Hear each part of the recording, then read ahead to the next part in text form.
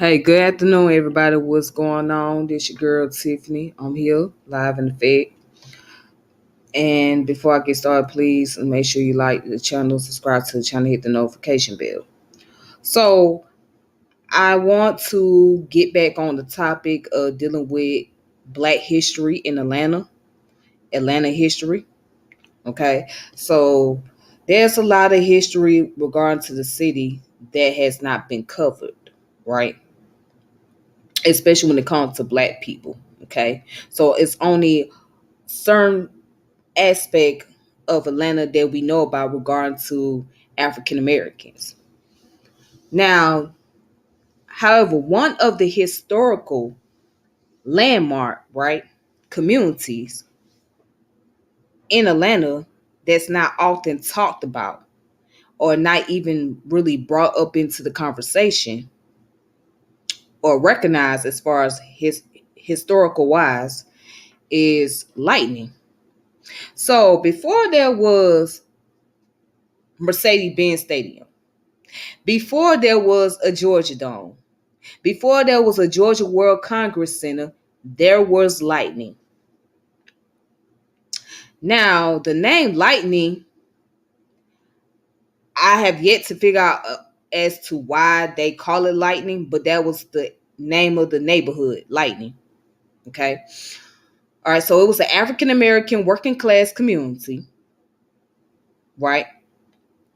And it was taken over by the city to make room for the Georgia Dome.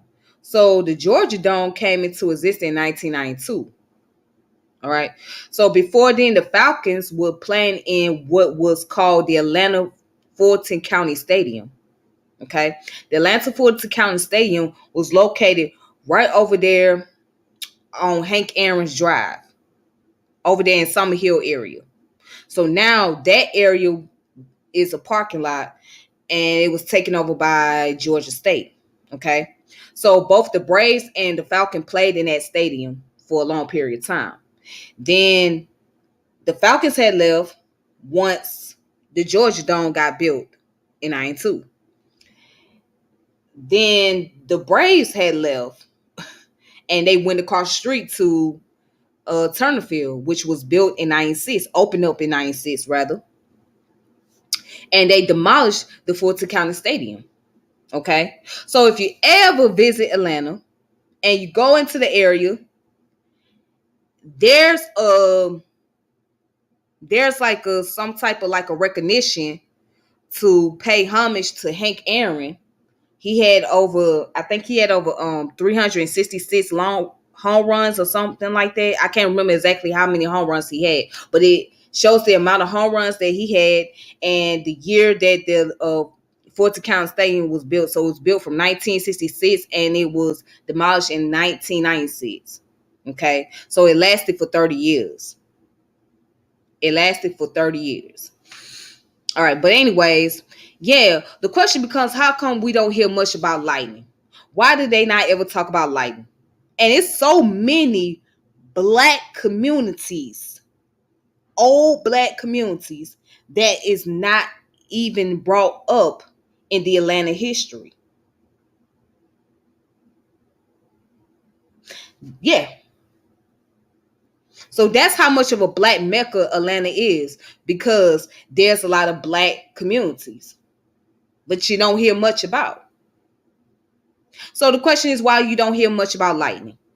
Why they never talk about Lightning? Why they never bring it up into the conversation?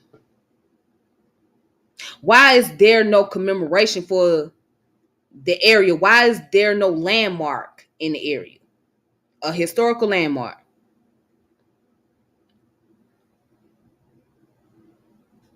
Hold on, let me see. Brother Bakari. Okay, you said 715 career home runs.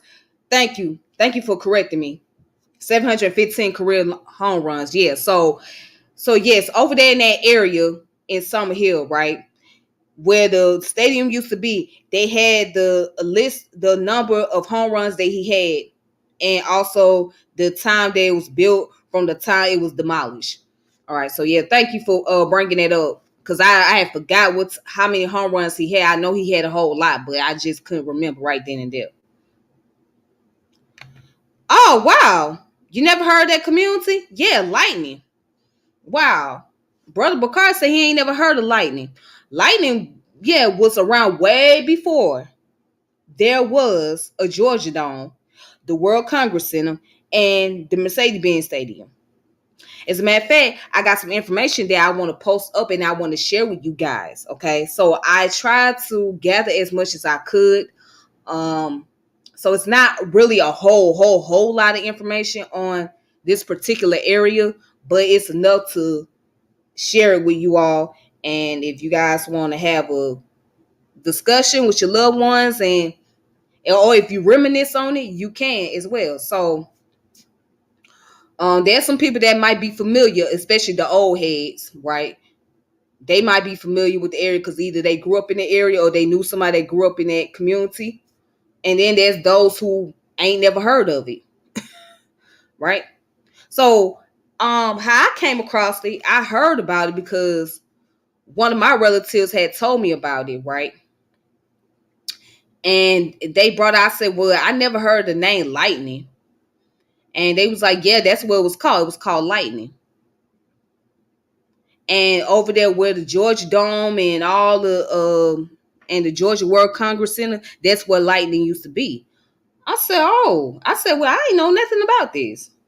So when I decided to look it up for myself, I said, wow, I never heard of this area. But let's go ahead and get into it. I don't want to take up all day on this. All right, so right over here, if y'all can see my screen, try to post this screen up. All right, so right here on the screen, this comes from the digital exhibit.auctr.edu, which is the Atlanta University Center, right? Okay, so it says Black Neighborhoods and the Creation of Black Atlanta, right? So watch this. So this right here is the profile. If I can pull up the profile. All right, so according to the profile right here about Lightning, let me see if I can try to zoom this up.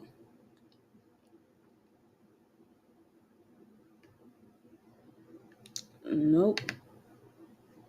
Okay, it's not letting me zoom it up. All right, anyways, so it says the name of the neighborhood Lightning, description of the neighborhood, right? Geographic boundaries. Simpson Street, Northside Drive, Marietta Street, and Hunter Street, right? It says, so developmental programs, projected part of Vine City proposed urban renewal. So zoning classification, residential, commercial, factories, condition of streets, poor, condition of housing, poor and dilapidated, racial patterns, Negro areas. So for those of you that don't know what the word dilapidated means, that means raggedy houses, poor houses, you know what I'm saying? Houses that's like torn down, they look like shacks, whatever. Yeah, so that's what they call dilapidated housing. So that's raggedy homes. For those of you who don't know what that terminology is. All right. But anyways, let's get back to this, right? So it says political representation, city, ward, third, alderman, Williamson Knight, the county Fulton. So it just goes into all of that. And let me see if I can try to scroll down. I don't think it's gonna let me scroll down. Nope. So let me go ahead to the next page.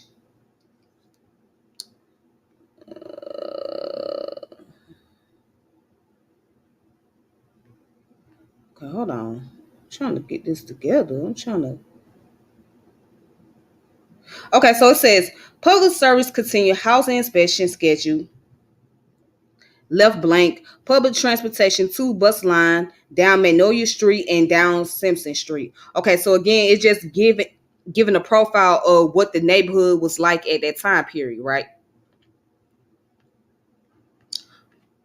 So let's go back. Now it says the neighborhood of Lightning was one of Atlanta's earliest community, located just west of downtown Atlanta. It was home to a black working class community, similar to other black neighborhoods. This area was a slum area with houses and street in bad condition. Lightning was one of the last neighborhoods to get paved roads and electric power. And due to these conditions and its location, it became a casualty of the Georgia World Congress Center expansion and construction of the Georgia Dome. So in the 1980s, there were attempts at urban renewal in the neighborhood that never got off the ground. By the late 1980s, Lightning became a target of the state of Georgia for the Georgia Dome. Okay, so it was the state of Georgia that put up the idea. So it says by the early 1990s, the neighborhood had been demolished and the residents displaced. Today, Lightning is remembered by its former residents and is an example of the impact of urban renewal projects on black neighborhoods. Okay. So right here it says Community Relation Commission public hearing in Vine City and Lightning, April 6th of 1967. Let's see if I can pull this up. Trying to see. Let me see if I can zoom in. All right. So it says Community Relation Commission, 1203 City Hall, Atlanta, Georgia. Right. So it says this is the fourth in a series of neighborhood hearings scheduled by the new Community Relation Commission appointed by the mayor and board of aldermen. Individual citizens and groups in these areas are invited and urged to come and bring to the commission any individual problems or needs of the whole community. So the duties of the commission include working to make sure that all areas of Atlanta have adequate public services and to prevent discrimination based on race, creed, color, or sex in any part of the life of Atlanta.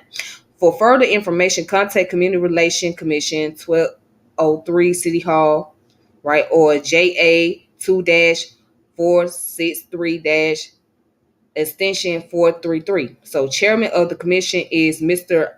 Irvin K. Keller. Mrs. Alyssa Pascal is executive director.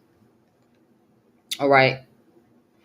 All right then. So that is yeah, that was that information that came from this website, which is the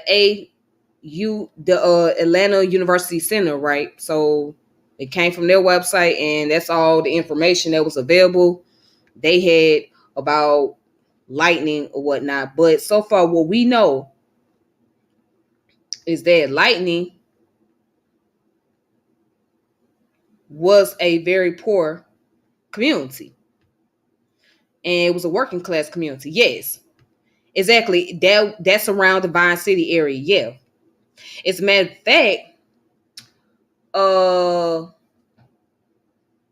it was also torn down to build Vine City train station over there as well. So yeah, so that whole little area where all the stadiums and the Congress Center, that was the neighborhood at once upon a time. Yeah, that whole area, that whole west side. Yep, yep, pretty much. So that's that information. Now let's see what else we can find.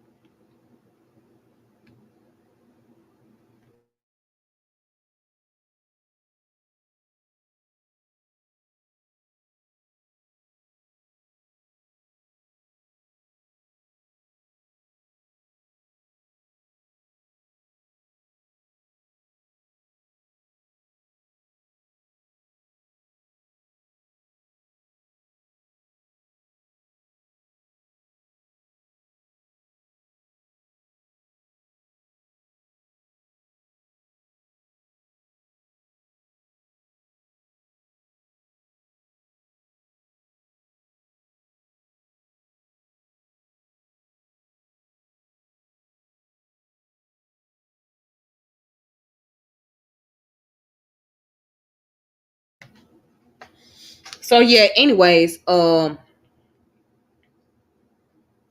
this is the article, right? Then I'm about to show you guys another article. This article is called Lightning Struck. How an Atlanta neighborhood died on the altar of Super Bowl dreams. Story by Matt Blow. Photos by Dustin Chambers. All right. So right here, what you see is the Mercedes-Benz Stadium, right? Okay.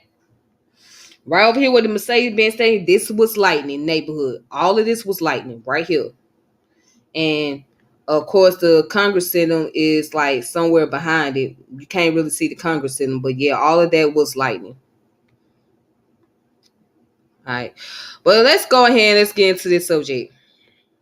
It says when fans file into Mercedes-Benz Stadium on February the 3rd for football's biggest game, few of them will know how much of Atlanta's history was sacrificed in the name of the city's Super Bowl dream. So 30 years ago, an entire neighborhood called Lightning was demolished to make way for the Georgia Dome, which itself was demolished in 2017 to make way for the Benz. Today, the history of Lightning exists mostly in the memories of those who call it home.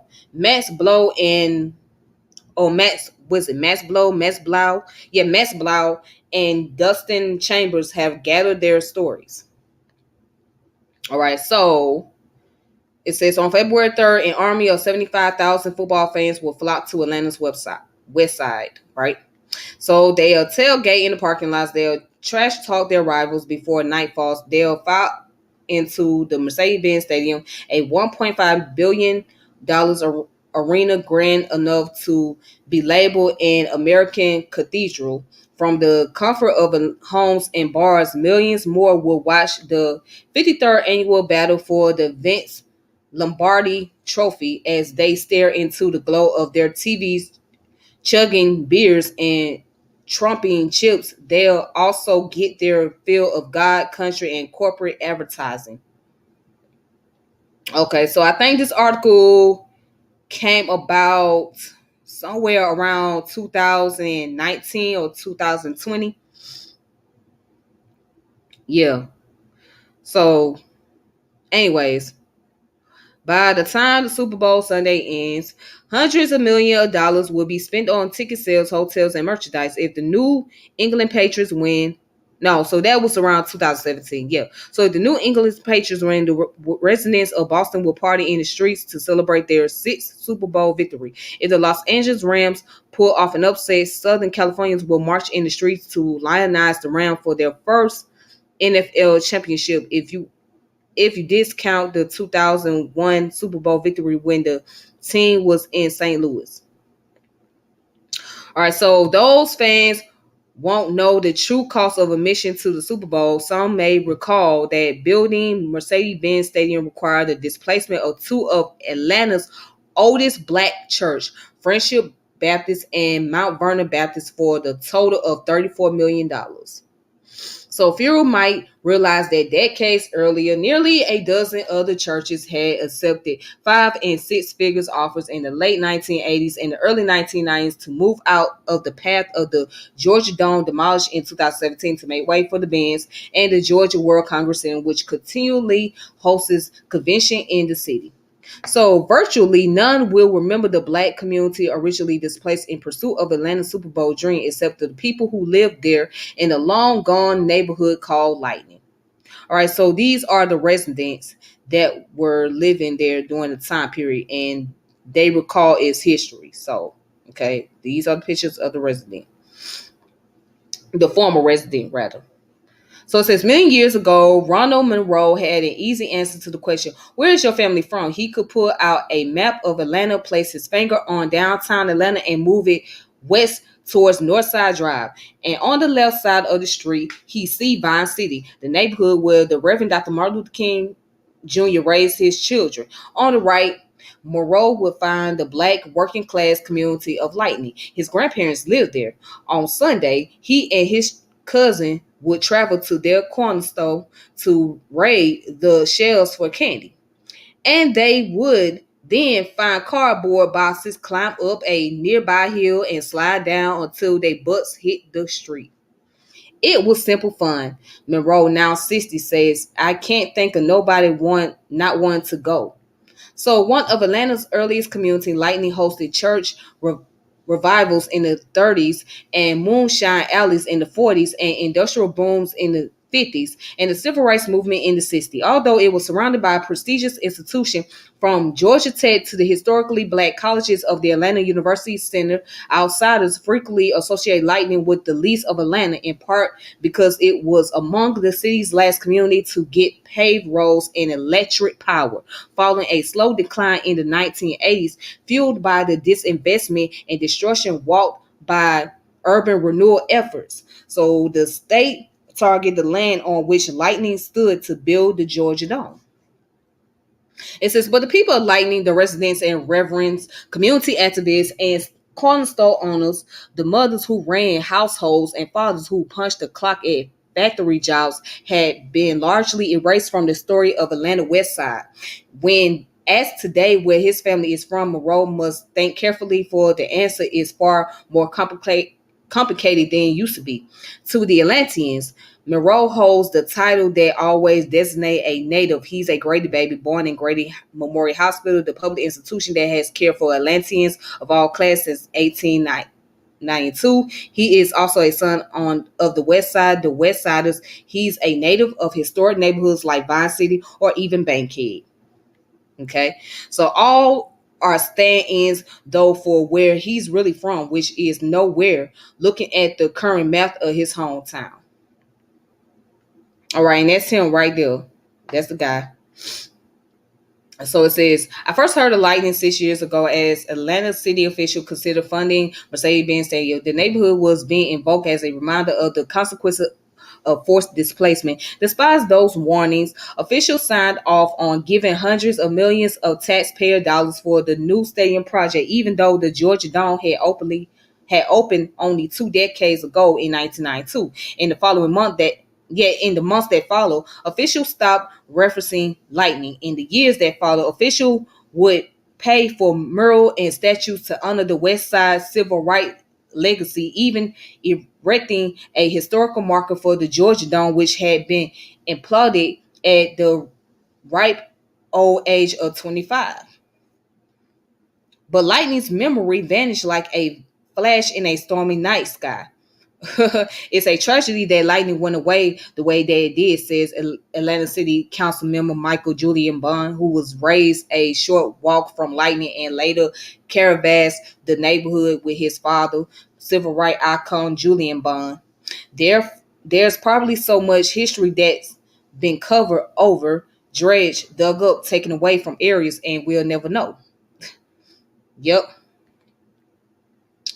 So, anyways,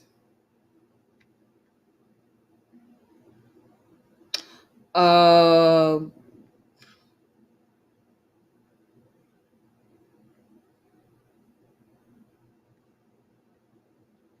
so it says on the afternoon of June 19, 1921, Reverend T.H. King stood near the altar of Amanda Flipper Memorial Temple trying not to sweat too much. Not only had the heat near triple digits at a time when air conditioning wasn't widely available, but the occasion required King to wear his Sunday best, having spent $4,000 to build the church, which is $56,000 in today's dollar. The leaders of the African Methodist Episcopal congregation hoped Amanda Flipper's inaugural service would be the first of many to serve Lightning, and for decades it did. Reverends traveled from Florida to Chicago to spread the Lord's word during the 1920s. At the height of the Great Depression, large crowds turned out for revivals that lasted as long as 2 weeks.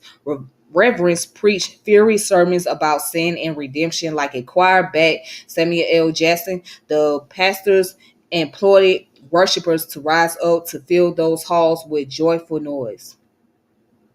All right. So this is the Amanda Flipper AME Church right here. Okay. So it says in the late 1980s, the state offered $175,000 to the Amanda Flipper AME Church for its long-time property in Lightning. Following a series of protests, the congregation sold its property for $256,888 $80 and moved to this location in Decatur, Georgia.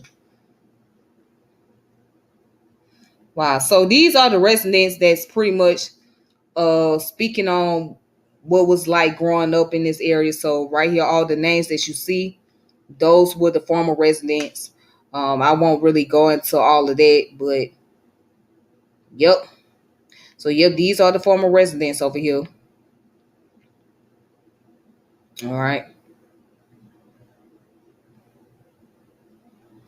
So let's look at this. So it says Mount Gill Baptist Church, following its displacement from lightning, the church relocated to this location 3 miles west off of Donald Lee Halloway or Hallowell Parkway. Mount Gill is still open today. Okay. So it says a 1936 Atlanta Daily World article, one of the first to mention lightning by its name, described it as a place where the boys and girls used to fuss and fight till midnight, frolic and dance till daylight. So as long as, of course, they made it to church on Sunday, there in the morning light, preachers would warn of dens of vice in Atlanta. One historian who later documented Lightning's culture wrote about its reputation for crime, drunkenness, prostitution, gambling, and other vices. Those sort of description would plague Lightning for decades to come, much to dismay of some longtime residents. Okay.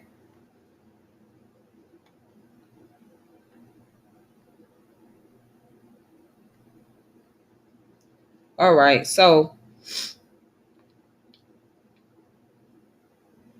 then it goes on to say Lightning on the March. So while many leading civil rights figures lived in Vine City, Lightning also had its share of foot soldiers in the fight for racial equality and justice, including John Calhoun, a future president of NAACP Atlanta chapter in the 1950s. Black activists fought Mayor William Hartsfield effort to clear Lightning as part of urban renewal. In the 60s, residents engaged in rent strike to demand better housing conditions, and Lightning residents bore witness to the civil rights movement.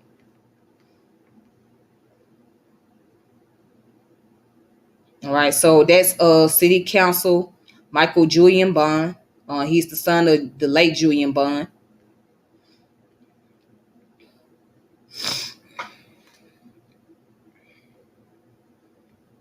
All right, so it says Lightning final strikes.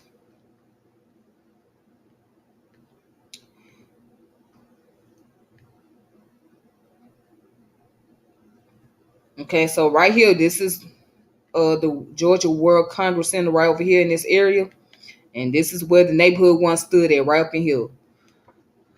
But it goes on to say in 1973, state laws makers decided to build the Georgia World Congress Center, to build the Mammoth Convention Hall intended to fuel the state's booming tourist industry. Developers acquired 4 blocks of the Lightning. Some residents saw the project as a threat to their very existence. Many were unaware the neighborhood was now zoned industrial, dissuading city officials from caring for Lightning as they did with other neighborhoods. As older residents passed away, children inherited their homes without intention of resettling in the neighborhood. Blocks grew vacant. Real estate speculators knocked on doors to buy out residents. By the 1980s, city planners who had deemed the vast majority of Lightning's rental housing uninhabitable thanks to the absentee landlords called for the relocation of the remaining families. Then came the Georgia Dome, touted as one of the nation's largest arenas of its day. So on a windy Thursday night in October 1987, residents gathered inside Mount Vernon Baptist Church to hear from Lowell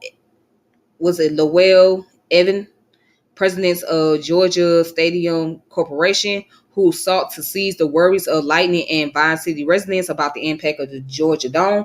For 2 years, stadium backers had privately drafted plans to build a new facility on Lightning. Many residents had only recently learned about the Georgia Dome by reading the newspaper.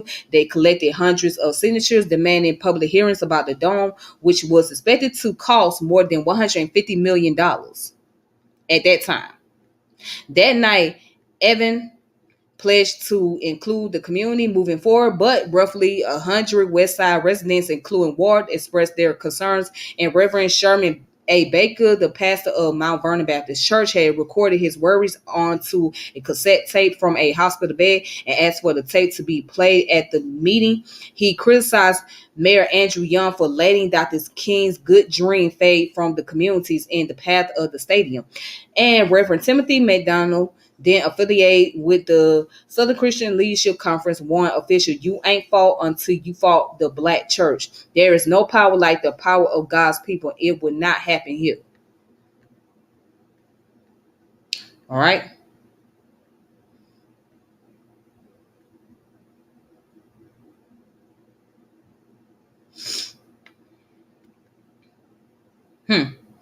So pretty much you guys can find all this information out. So as you can see, this is the little historical landmark right here. So it says for the Georgia Dome, it says completed in 3 years. The $214 million, 71,996 seat Georgia Dome opened in August of 1992 as the world's largest cable supported dome stadium, serving as the home of the NFL's Atlanta Falcons for 25 seasons. The stadium hosted some of the world's most prestigious sporting and entertainment events, welcoming more than 37 million guests and generating an economic impact of $7 billion. More than 1,400 events took place here, including two Super Bowls, which was in 1994 and 2000, Olympic events, which was 1996, in NCAA Men's Final Four 2003, 2007, and 2013, NCAA Women's Final Four 2003 and 23, SEC College Football Championship, the annual Chick-fil-A Bowl, and 2 seasons as home court for the NBA's Atlanta Hawks from 1997 to 1999. In 2012, the Georgia World Congress Center Authority and the Falcons agreed to build Mercedes-Benz Stadium, which opened in 2017. The dome was demolished on November 20th, 2017. All right. So it says, under pressure from concerned black clergy, Mayor Andy Young ended up securing a total of nearly $445,000 for those three churches. It marked the beginning of the end of lightning.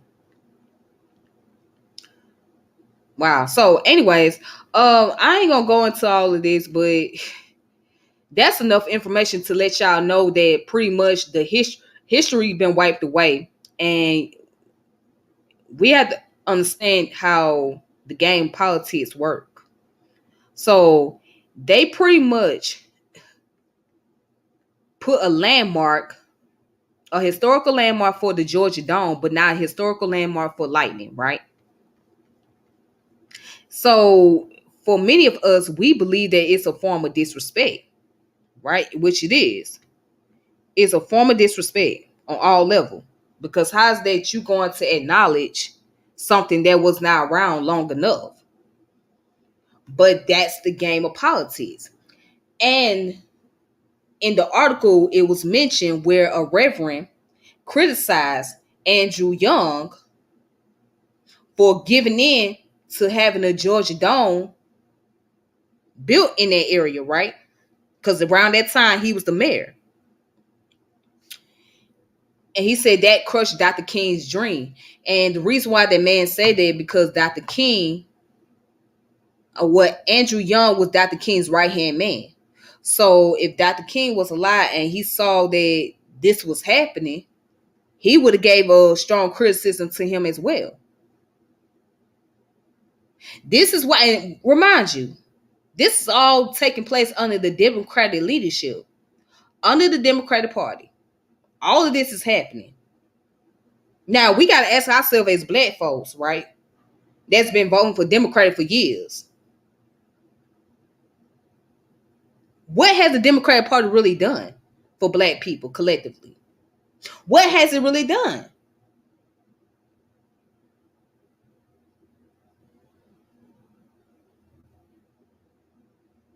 It has not done enough. A lot of this stuff happened under Democratic leadership. Crimes and all of that happened under Democratic leadership. I'm not saying that the Republican Party is great or is perfect, but let's look at what has taken place while the mayors were under the Democratic Party. Let's look at all the things that was going on and how it has impacted those so-called minorities.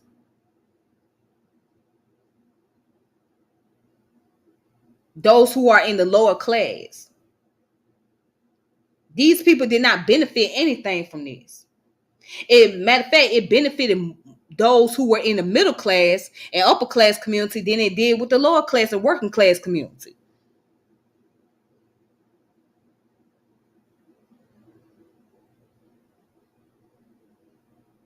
So the question is, how can't you honor the Georgia Dome that's only been around for 25 years and not Lightning, which the neighborhood been around for what, since the 20s, the 30s, the 40s, the 50s, all the way up to the 60s, and there's history behind it. How can't you not honor that? If that ain't a slap in the face, I don't know what you call it. Then I also heard that at one point in time there was a cemetery over there in the area where the Mercedes-Benz Stadium is at. They had a cemetery over there for those black people who were former slaves. They were buried in that area. Now, how can't you desecrate the memories of those ancestors?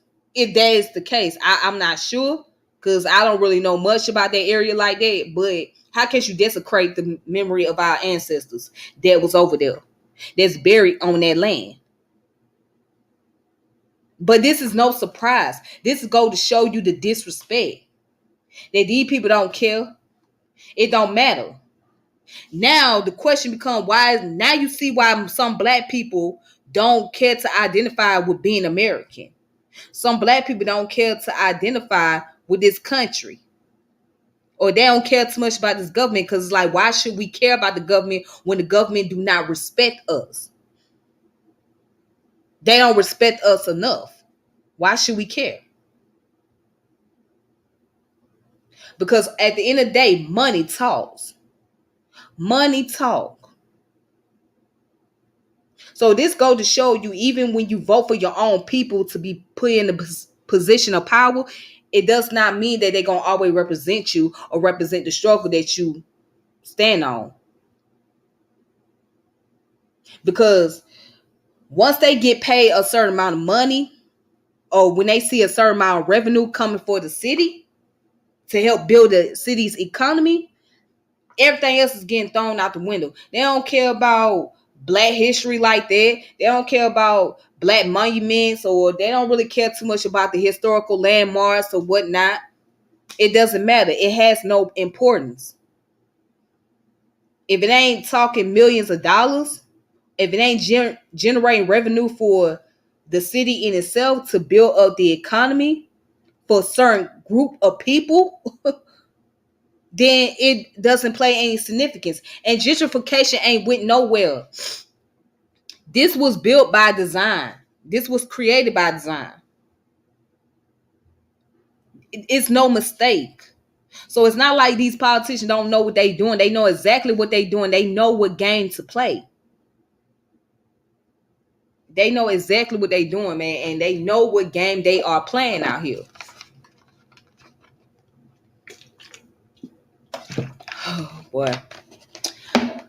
So it's sad that we don't really know a lot about our history, man. It's really sad. This is why we have to stay on top of it. This is why we have to study and do the research. It's a great thing that we have internet, encyclopedias, because whatever information that we want to know or we curious about, we can go find it online. And I am grateful that there are people who's actually preserving a bit of information or whatever is left over for the black history of the people in Atlanta, right? I'm glad they preserved that information so that way it could be passed on down to the next generation and then pass on down to that next generation and so on and so forth.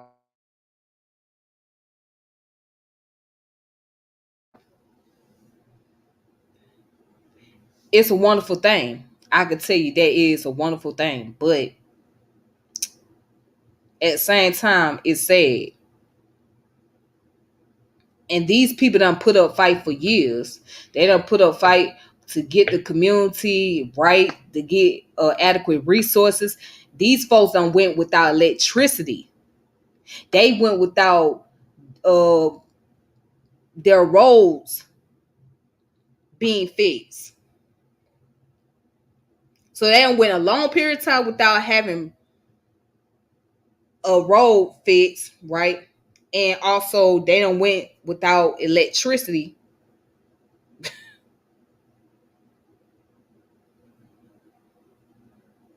And this community been around and it was so dilapidated.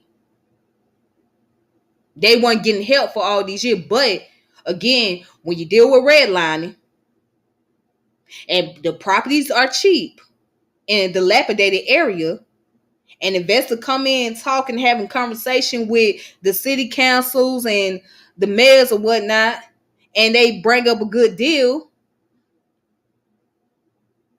to buy up the area, it's like nothing can be done at this point. Nothing can be done. What can't you really do?